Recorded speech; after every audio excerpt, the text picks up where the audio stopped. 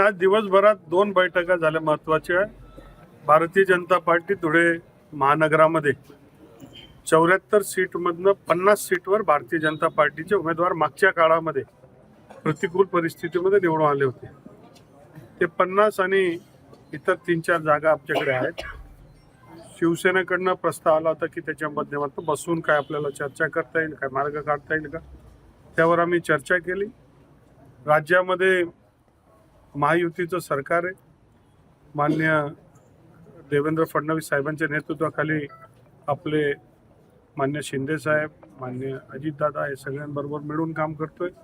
जिथे जिथे शक्य होईल तिथे तिथे युतीचं काम व्हावं, युती व्हावी अशा प्रकारचं नेत्यांनी सांगितलेलं आहे. आम्ही प्राथमिक चर्चेसाठी बसलो होतो. जवळपास 580 लोकांचा उमेदवारांची मागणी आहे.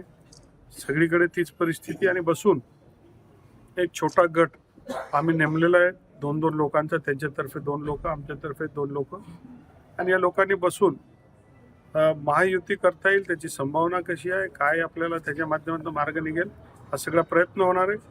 वरिष्ठांचा आग्रह आणि इच्छा आहे की महायुती व्हावी आणि त्याच्यासाठी प्रयत्न सकारात्मकरित्या निश्चितपणे आम्ही करू.